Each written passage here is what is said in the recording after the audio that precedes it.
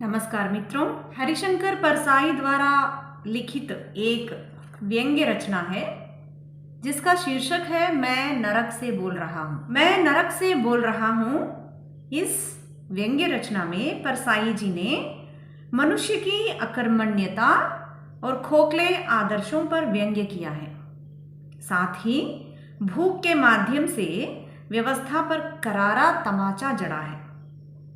व्यक्ति जब तक समाज में जीवन यापन करता है तब तक भूखा प्यासा ही जीता है, व्यवस्था के सामने झुक जाता है और अपने आप को समर्पण कर देता है। मरने के बाद भी स्वर्ग नरक की दीवार खड़ी कर फिर से उसे डराया धमकाया जाता है।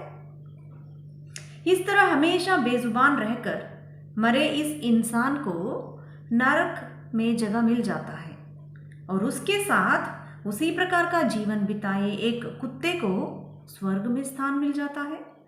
इसी अन्याय के खिलाफ वह समाज के साथ भी निरंतर टकराता है और मरने पर भी यह टकराहट जारी रखना पड़ता है। इसी से उसका मन और एक बार खौल उठता है। अंत में वह अपने देशवासियों को उसके जैसा मौत न मरने का संदेश देता है।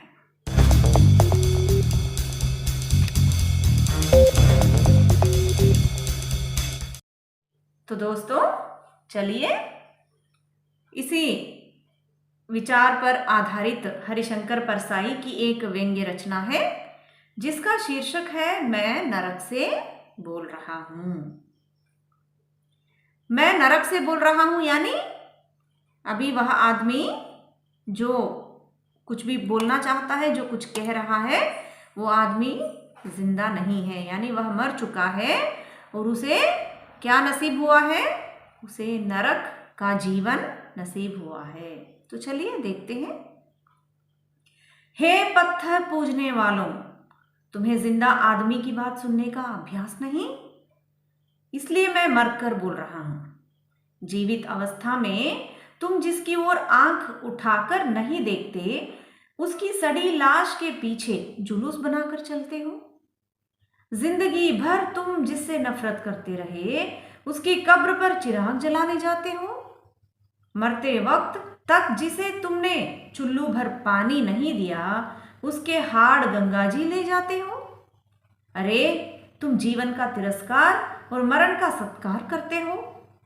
इसीलिए मैं मरकर बोल रहा हूं, मैं नरक से बोल रहा हूं।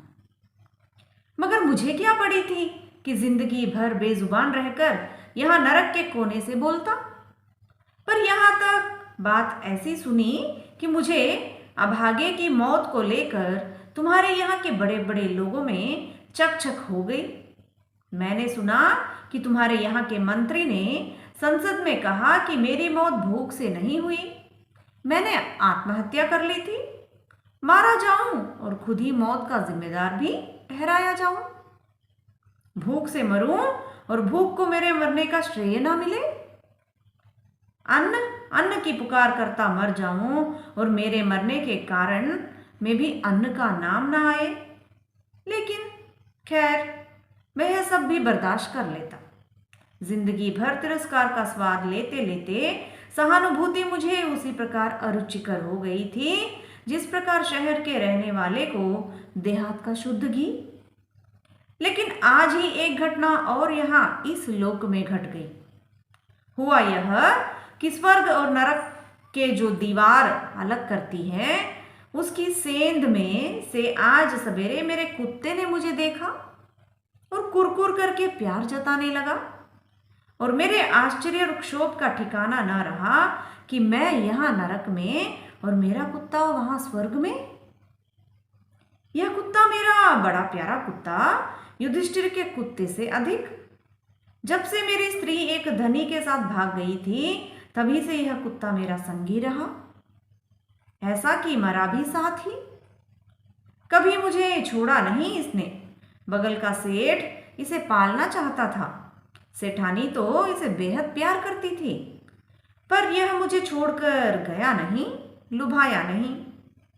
सो मुझे सुख ही हुआ कि वह स्वर्ग में आनंद से है, पर मेरे अपने प्रति किए गए अन्याय को तो भुलाया नहीं जा सकता।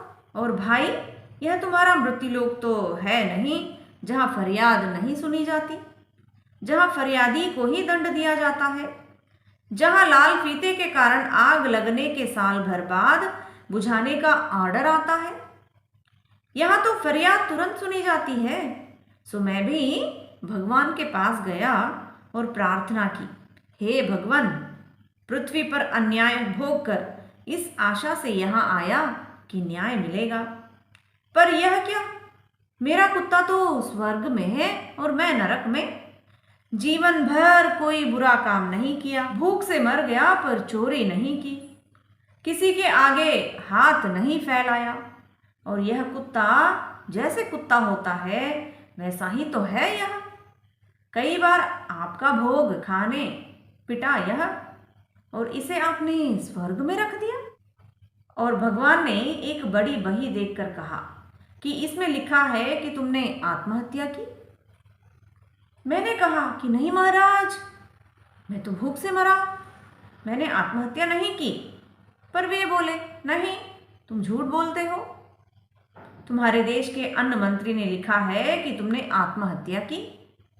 तुम्हारे शरीर के पोस्टमार्टम से यह बात सिद्ध हुई है। और भगवान आसमान से गिरते गिरते बचे जब मैंने कहा कि महाराज, यह रिपोर्ट झूठ है, मेरा पोस्टमार्टम हुआ ही नहीं। अरे, मैं तो जला दिया गया था। इसके 10 दिन बाद संसद में प्रश्नोत्तर हुए तो क्या मेरी राख का पोस्टमार्टम हुआ, और तब मैंने उन्हें पूरा हाल सुनाया। लो, तुम भी सुनो। तुम नहीं जानते मैं कहाँ जिया, कहाँ रहा, कहाँ मरा। दुनिया इतनी बड़ी है कि कोई किसी का हिसाब नहीं रखता। और तुम क्या जानो कि जब मेरी सांस चलती थी तब भी मैं जिंदा था। मैं इस अर्थ में जीवित था कि मैं रोज मृत्यु को टालता जाता था। वास्तव में तो मैं जन्म के पश्चात एक क्षण ही जीवित रहा और दूसरे क्षण से मेरी मौत शुरू हो गई। तो बाजार की उस अट्टालिका को तो जानते हो, उसी के पीछे एक ओर से पाखाना साफ करने का दरवाजा है और दूसरी ओर दीवार के सहारे मेरी छपरी। अट्टालिका का मालिक मेरी छपरी तोड़कर वहां भी अपना पाखाना बनाना चाहता था। अगर मैं मर न जाता तो गरीब आदमी की झोपड़ी पर अमीर के पाखाने की विजय भी इन आंखों से देखता। अब तो तुम मेरा स्थान जान गए होंगे। आदमी से अधिक तो तुम अट्टालिका को पहचानते हो। अट्टालिका के सहारे आदमी को जानना तो तुम्हें खूब आता है। बस यही झोपड़ी में रहा मैं। मेरे आसपास अन्न ही अन्न था। दीवार के उस पार से चूहे आते, वे दिन पर दिन मोटे होते जाते, और 2 रोज तक तो वे इसीलिए नहीं आए कि निकलने का थोड़ा मार्ग बनाते रहे। पर मैं फिर भी भूखा रहा।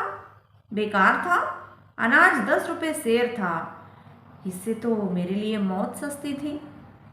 आखिर मेरी मौत भी आई। जिस दिन आई उस दिन अट्टालिका के उस पार वाले रईस के लड़के की शादी थी। बड़ा अमीर था। सारा गांव जानता था कि उसके पास हजारों बोरे अन्न था, पर कोई कुछ नहीं कहता था। पुलिस उसकी रक्षा करती थी। और उस दिन मेरी मौत धीरे धीरे काला पंजा बढ़ाती आती थी।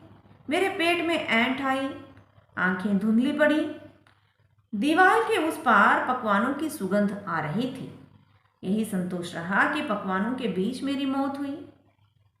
मौत के जरा पहले मेरा प्यारा कुत्ता बरबस दीवार के उस पार घुस गया और पकवान खा गया। मालिक ने उसे खींच कर एक डंडा मारा और वह कराहता हुआ मेरे पास आकर पड़ गया। चीखता रहा।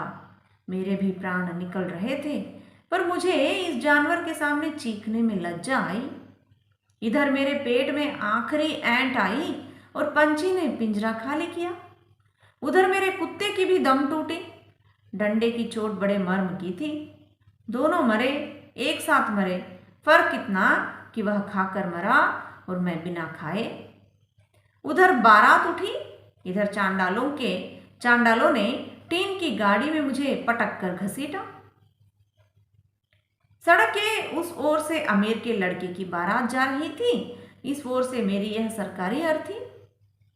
सरकार ने भोजन का प्रबंध नहीं किया था, पर मरने वालों की लाशों को दफनाने का इंतजाम बहुत अच्छा किया था। उधर बारात के पीछे मंगलगान हो रहा था, मेरी लाश के पीछे एक भी रोने वाला नहीं था। ऐसी सफाई से मरा कि किसी को कष्ट ना हुआ, कुत्ते तक को नहीं। बारात पहुंच गई थी, गोले छूट रहे थे और इधर अपर्याप्त लकड़ी में मेरी हड्डियां चटपटा रही थी। ऐसा मरा और मरकर यहाँ जब आया तो मुझे कुछ दुख नहीं हुआ। जब मैं नरक में भेज दिया गया, मैंने प्रतिवाद करना सीखा नहीं था और यह स्थान भी उससे ज्यादा खराब नहीं था जहां मैं जिंदगी भर रह चुका था। कहानी भगवान ने सुनी, बोले तुम भूख से मरे ना, फिर भी तुम नरक में रहोगे और यह कुत्ता स्वर्ग में रहेगा और यह तुम्हारे बगल का कमरा उस झूठे मंत्री के लिए खाली होगा। मैंने पैर पकड़ लिए, बोला भगवान यह कैसा न्याय है। वे बोले मूर्ख, कायर, तू कुत्ते से भी हीन है।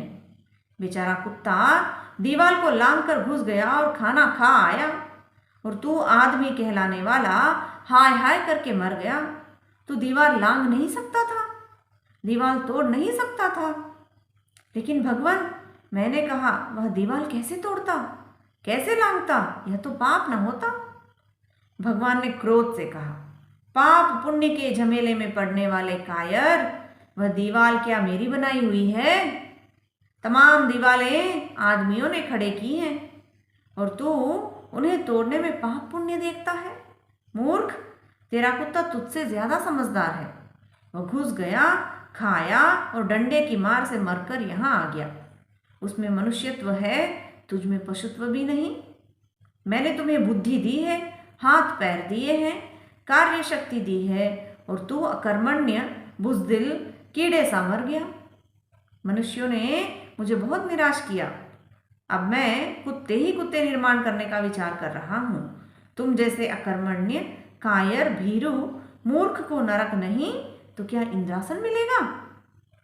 मैं नरक में ढकेल दिया गया और मैं इस कोने से तुमसे कह रहा हूँ कि हे मेरे देशवासियों, मेरी जैसी मौत न मरना, मेरे कुत्ते की तरह मरना। तो यहीं पर यह व्यंग्य रचना समाप्त होती है। यदि आप पहली बार मेरे चैनल पर आए हैं तो सब्सक्राइब कर लें, लाइक करिए, कमेंट करिए। शुभकामनाएं, धन्यवाद।